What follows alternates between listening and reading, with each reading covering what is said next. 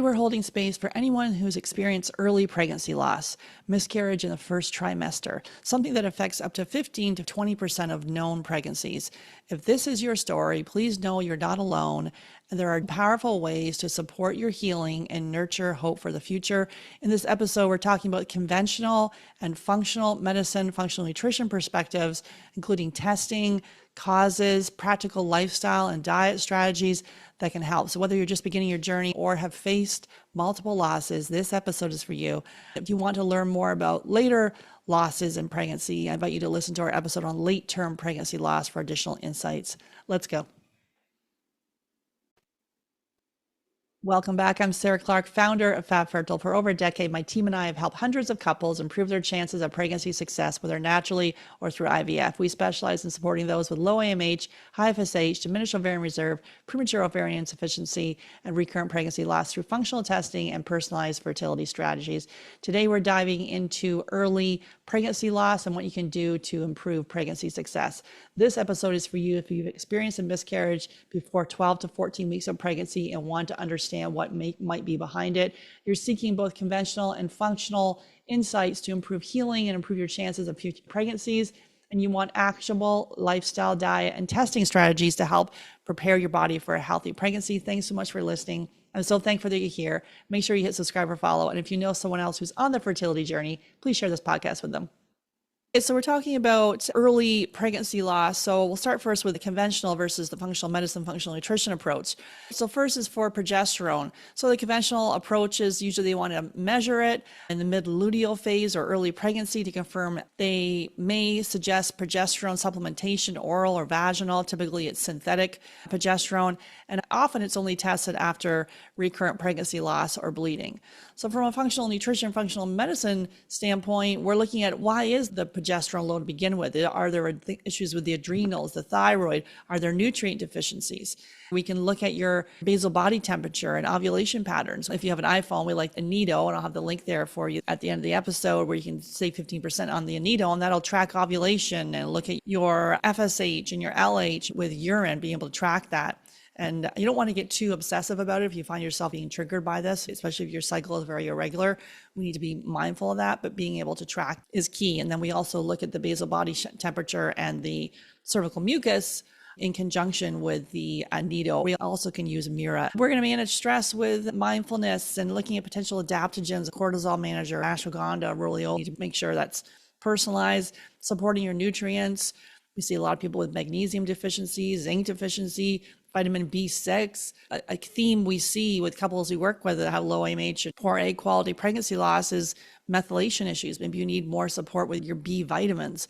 And then we can discuss a bioidentical progesterone with your provider if necessary. A lot of times they're taking some of the hormones and you're just throwing a Band-Aid on it. You're not digging deeper. Why is it off? So sometimes the hormones can be there to support, making sure you're not using synthetic, always bioidenticals. Sometimes we're looking at a progesterone cream, but if you had a pregnancy loss, that might not be enough. Chromosomal causes, from a conventional standpoint, they'll probably want to do some testing, fetal tissue testing to check for chromosomal abnormalities, want to do some parental karyotyping. They usually don't do that until after 3 losses, which can be devastating if you're going through these losses and you've had 2, they want to wait to dig deeper. From a functional medicine nutrition standpoint, we're looking at everything we can do to support the egg and the sperm quality to reduce oxidative stress and improve methylation, reduce inflammation. So having an anti-inflammatory diet, avoiding environmental toxins, so plastics and pesticides, definitely supplementing, making sure your prenatal is methylfolate. And then maybe we need additional supplementation. We see a lot of people that have low B12. We like that between 800 to 900. Maybe yours is elevated, but it's falsely elevated. You're not absorbing it. Or maybe it is low. We need to look at that methylation standpoint. Looking at some omega-3s, looking at some NAC, optimize that thyroid and the metabolic health. So it's not just doing the testing and think there's nothing we can do, that it's a genetic issue going on. And really with that karyotyping, that only affects about 10% of couples. Obviously, we want to be aware something is happening, the things we can do to support, but a lot of the times epigenetics has been missed. What are the diet and lifestyle and supplement recommendations you can use to then prevent preeclampsia, prevent gestational diabetes, and prevent pregnancy loss? Clotting disorders, the conventional approach, they're going to be testing for the antiphospholipid syndrome, the factor V Leiden, the thrombin gene mutation, the protein CS deficiencies. Those are usually done after multiple losses. And then they may recommend a low dose aspirin or heparin if diagnosed. So that's something you work with your practitioner on. From a functional standpoint, looking at inflammation, done a whole podcast on inflammation, looking at homocysteine levels, done a whole podcast on homocysteine levels, why that's important. Looking at your methylation, I've done a whole podcast episode on our genetic tests that we have so we can support methylation. And that could be contributing to clot risk, to support anticoagulation via diet and supplements.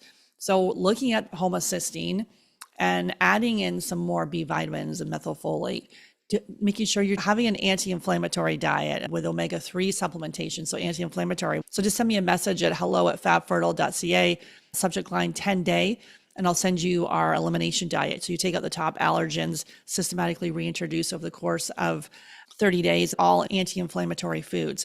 Obviously, we know we need to avoid smoking and caffeine and alcohol. You don't want to be drinking alcohol when you're trying to conceive. You don't want to be smoking or smoking weed, you and your partner. Caffeine, we need to be mindful about if we're doing an elimination diet and then taking out caffeine. We don't want to do that all together because you could have die-off reactions. You definitely do want to consider taking out caffeine later. So we have people do regular caffeine down to decaf, down to green tea, down to herbal over the course of 10 days, adding lots of water because otherwise you'll have potential headaches. And then liver support for detoxification, so castor oil packs and milk thistle and dandelion tea and rebounding and lots of water. Those castor oil packs that we just talked about, I've got episodes on those and a whole episode on detoxification.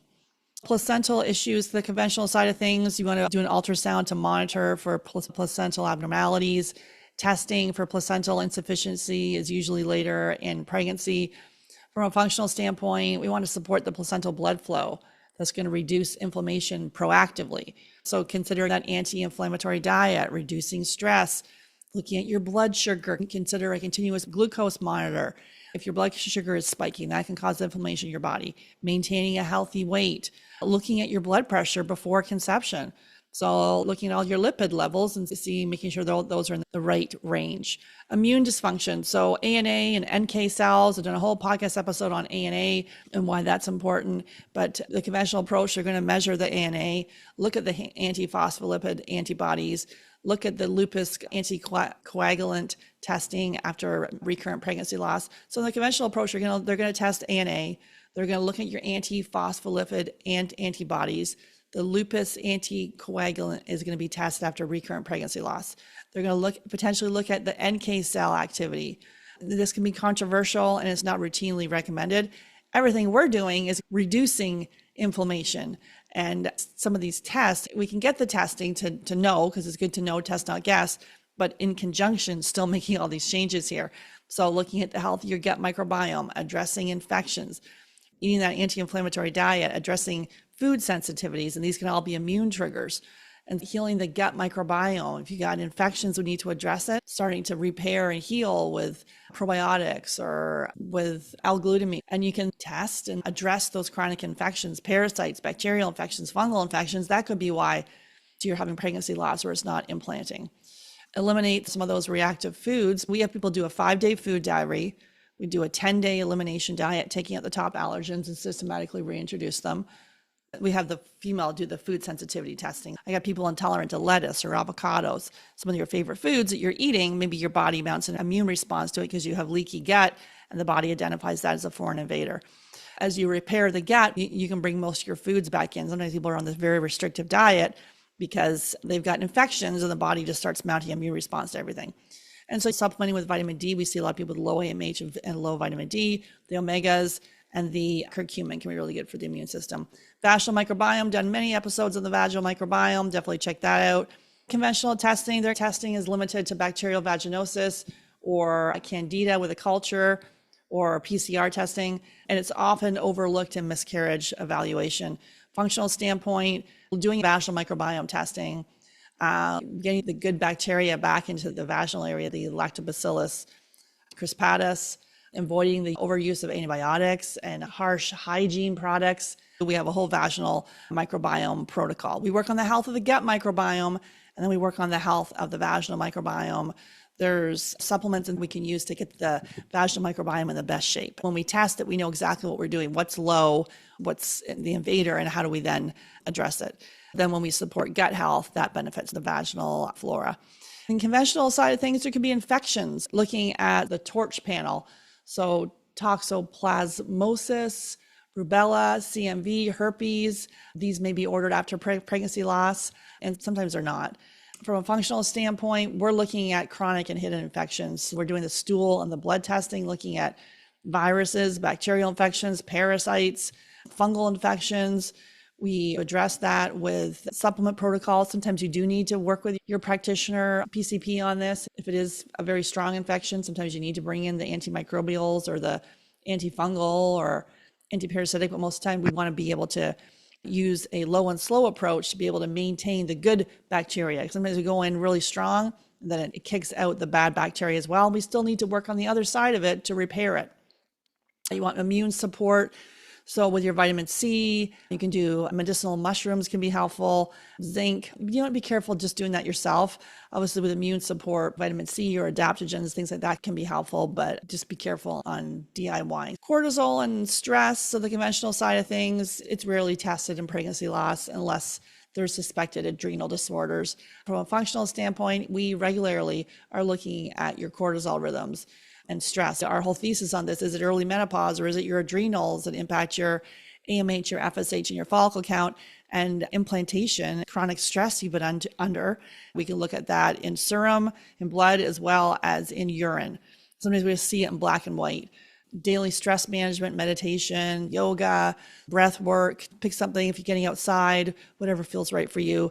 Working on your sleep, you need to have 7 to 9 hours of sleep. And if your sleep is off, that can then be causing inflammation in your body.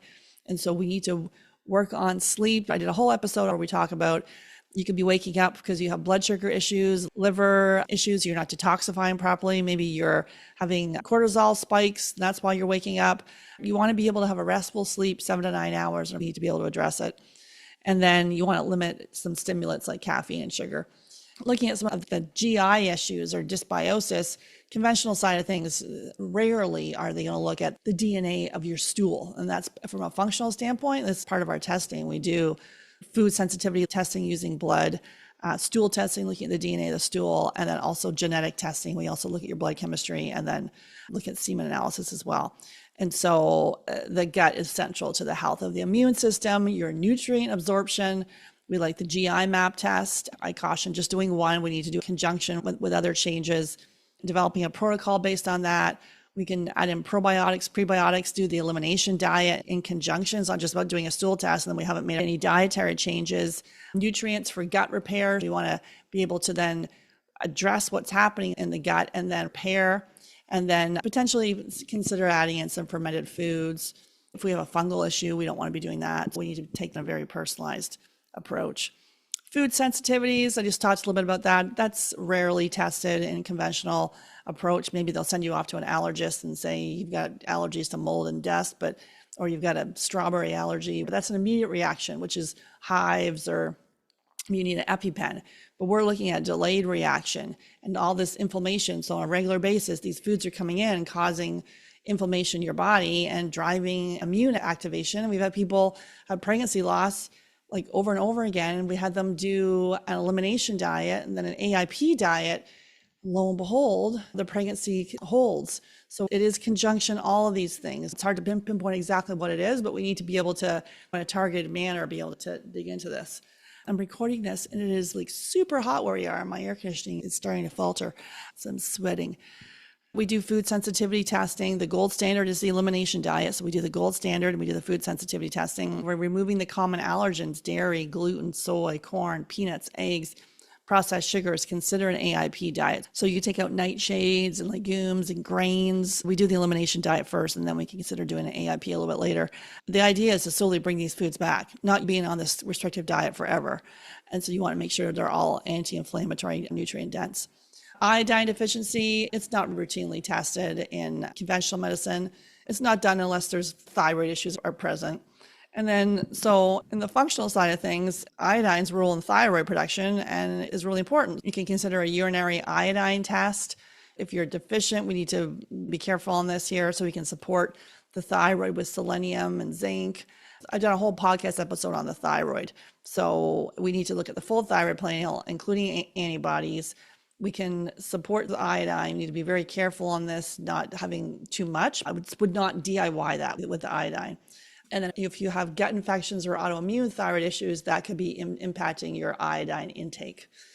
Toxins and detoxification, because most conventional practitioners are not going to look at environmental toxins unless you're in an occupation such as a firefighter or you're exposed to a lot of toxins. They're not going to look at heavy metals. We do hair tissue mineral analysis test. They're not going to look at that. Maybe if there's neurological symptoms, they might look at it. And they're not going to look at the BPAs, the pesticides, the parabens, the phthalates that you're exposed to in conventional medicine. The detox pathways, they're going to do the basic liver function, your ALT and your AST, but not typically in the context of pregnancy loss. Functional side of things, the toxic burden can really impact your hormone balance, your immune function, and pregnancy maintenance. So we are going to look at toxins. We want you to reduce all of those. And that can impact your estrogen, your progesterone. The heavy metals such as lead and mercury can be linked to increased risk of pregnancy loss. Organic pollutants, those can be stored in fat and they can disrupt your endocrine and your immune function. We do genetic testing so you can then support your methylation pathways. We do heavy metal testing and nutrient absorption testing. We can dig deeper and do some other tox screens testing if you know that you're exposed to mold. There's a lot of low-hanging fruit here where we can dig deeper with some of these testing. We start with the food, stool, and genetics. Then we can bring in the vaginal microbiome, bring in the heavy metals or nutrient deficiencies, bring in the adrenals. And if we need to look at an environmental toxin screen, we can do that as well. It's just not about throwing all these tests at you. If we can reduce our exposure to plastics and parabens and phthalates and making sure your skincare is non-toxic, that your cleaning products are non-toxic, and making small steps. So you want to choose the fragrance-free and non-toxic personal care. Eat organic as much as possible. You can refer to the Dirty Dozen or the Clean 15. Dirty Dozen are the ones that are most highly sprayed. Clean 15, you could consider eating those non-organic, but we always recommend organic. Using water and air filters to reduce your exposure. Eating cruciferous vegetables that can support your liver and detoxification pathways. Making sure you're eliminating daily. You want to go 1 to 3 times a day having a bowel movement. So getting those toxins out of there. If you're not, all those toxins are circulating in your body. That can be why it's not working. Staying well hydrated is key. Getting enough fiber. And then doing some supplements under practitioner guidance. So you can do milk thistle or DIM for estrogen metabolism. And you can do the methylated B vitamins if you already know you have that MTHFR gene variant, which we do see a lot. You can do dry brushing or sauna therapy. Just be careful in the sauna during certain parts of your cycle and you don't want to be going in there for hours. We need to be very mindful on that side of things. Check out the detox episode I did. Gentle exercise, sleep hygiene that can allow nighttime detoxification. So you want to support your circadian rhythms. Many conventional providers, they're only going to test after 3 or more losses. This is devastating. I've just reeled off a whole bunch of information here. If you've gone through pregnancy loss, my heart goes out to you. I haven't experienced it myself. When I had my daughter and then we had some embryos left over, we had another transfer and that didn't work, it didn't implant. But going through a pregnancy loss, it's hard. You don't want to blame yourself. You want to be able to test, make some targeted changes, be your own advocate. Don't take no for an answer and include your conventional team, but also look at this from a functional standpoint too. And so you can really start to know the biomarkers, the testing, the mental emotional side of things. And there's a whole range of tools available to improve pregnancy outcomes. That genetic test that we do, it's designed to help improve pregnancy outcomes. There's 10 different pathways. We can personalize that lifestyle and supplement recommendations. Because a lot of times we're just throwing spaghetti at the wall and reading a bunch of books and blogs and taking all these supplements and making a couple changes, but we got to do this in a very targeted manner. Definitely check out our episode coming up on late term or second trimester pregnancy loss. And we'll be talking about some strategies to help with that. Hopefully this has been helpful for you. If you're ready to get pregnant this year and improve pregnancy success, send me a message at hello@fabfertile.ca, subject line fertile, and we'll give some options to help. Take care.